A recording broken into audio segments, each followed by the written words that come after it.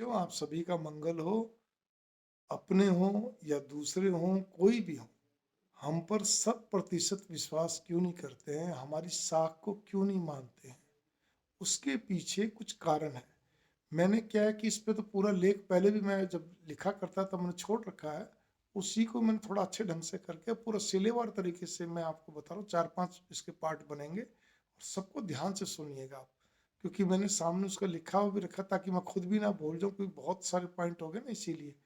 पहली चीज़ तो ये कि हमारा लेन-देन में व्यवहार, मतलब व्यावहारिक लेन-देन में कच्चे होना। यहाँ कच्चे होने का मतलब क्या रहता है? आपने कोई चीज़ का वादा कर दिया, हाँ, मैं आपको परसों दे दूँगा, आप दे नहीं पाए। जेन्युइन काज भी हो सकता है, लेकिन वो कितने दिन तक चलेगा, कितनी बार चलेगा? फिर उसके बाद आपने हफ्ते भर का टाइम मांग लिया या जितने भी दिन का मांगा, फिर आपने कोई बहाना बना दिया, फिर उसका, तो ये सब चीज़ें नहीं। लेकिन जहाँ पे कोई ऐसी कोई लफड़ा भी नहीं है, किसी पे कोई प्रॉब्लम नहीं है, अच्छा दे देंगे ना, फिर क्या फ़र्क पड़ गया? फिर क्या हो जाएगा इसमें? अगर थोड़ा लेट हो गया तो? नहीं, इस तरह नहीं। आपने कोई चीज़ आज खरीदी तो पेमेंट हैंड टू हैंड करो। अगर फिर भी आपको कोई जैसे चलता खाता, तो वो भी टाइम टू टाइम सब पूरा होना चाहिए। सामने वाले को कहने का मौका ही नहीं मिलना चाहिए, चाहे आपका किराएदार हो, चाहे आपको किराया देना हो, चाहे आपको किसी की बिल की पेमेंट करनी हो, चाहे वो गवर्नमेंट का हो, चाहे कहीं का भी, प्राइवेट हो, दुकानदार का हो, किसी का भी। मतलब और भी कोई चीज़, लेन देन का व्यवहार हो, आपने किसी से कुछ रुपए लिए, उधारी लिए, कर्ज लिया, और आपने उसको वादा करा भी मैं 6 महीने बाद लौटाऊंगा, तो आपको 6 महीने बाद तुरंत उसी डेट पर लौटा देना, चाहे कुछ भी हो जाए। तो उससे आपकी साख बनी रहती है, आपकी जरूरत पे फिर दोबारा वो मदद करेगा। इसी प्रकार से क्या रहता है कि हम कई बार शब्दों से भरमाए रखते हैं, हाँ जी हम ये भी कर देंगे, वो कर देंगे, बड़ी बड़ी बात कर लेते हैं। जब कोई जिम्मेवारी आती है, तब फिर हम उस जिम्मेवारी में आनाकानी सी करते हैं, लेकिन तरीके से। और फिर क्या रहता है कि मेहनत और किसे करवाते हैं और श्रेय अपने ऊपर लेते हैं। सामने वाला भी समझता है, एक दो और तो कहते हैं ना, काट के हांडी चढ़ती है, बार बार नहीं चढ़ती है।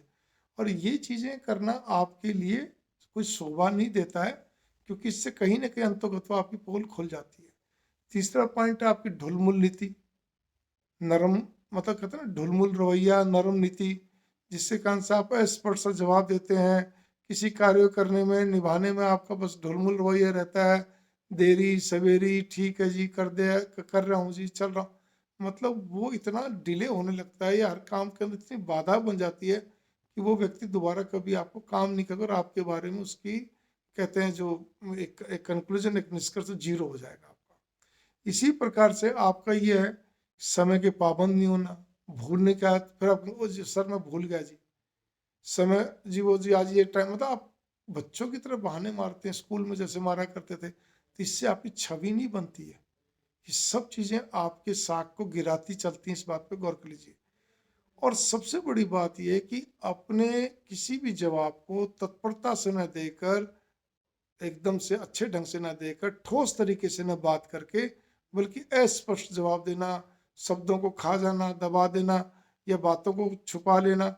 मतलब क्या है ये, इतनी अस्पष्टता, मतलब अस्पष्ट आपका क्या कहते हैं रवैया, अस्पष्ट जवाब, अस्पष्ट शब्द, ये सब आपको एक रहस्यमय बना देते हैं, चाहे आप हो चाहे ना हो। लेकिन आपकी छवि तो कभी बन नहीं सकती, इस बात पे आप नोट करके चलिए। और फिर ऊपर से अगर कोई आपसे पूछता तो फिर गोलमोल जवाब देते हो, तो गोल-मोल घुमा-फिरा के क्यों जवाब देते हो? ये सब आपकी साख को खराब करती हैं, इसीलिए आप पे लोग विश्वास नहीं करते हैं। मेरे प्यारे बच्चों, इस चीज़ पे गौर करके चलिए। और सबसे बड़ी बात ये है, आप अपने आप को इतना बुद्धिमान मानते हैं, क्योंकि जटिल तो होता ही है आप लोग, और इतना बुद्धिमान मानते हैं कि आप बस हर चीज़ को मैं किंतु परंतु किए रखना, तर्क-वितर्क किए रखना, क्या मतलब निकलता है हर बात में? याद रखिए, जब भी कोई व्यक्ति कोई किंतु परंतु करता, समझो वो काम करने लायक नहीं, काटा मार दो वहीं पर ही। लेकिन आपका किंतु परंतु किए रखना, या क्या कहते हैं, जिसको कहना चाहिए ना कि बात को घुमा देना, कर देना, ये सब चीज़ें आपके लिए शोभा नहीं देती हैं। और इसी में ही, क्योंकि मैंने कहा ना 4-5 वीडियो बनेंगे, तो इसी में अंतिम का जो छठा पॉइंट है, उस चीज़ पे भी आप गौर कर लीजिए कि अपने ही जटिल स्वभाव के कारण से, अपने ही क्या कहते हैं कई बार वहमी होने के कारण से, आप गफलतें पाल लेते हैं, गफलतें पाल लेते हैं, सेंसिटिविटी होने के कारण से पाल लेते हैं।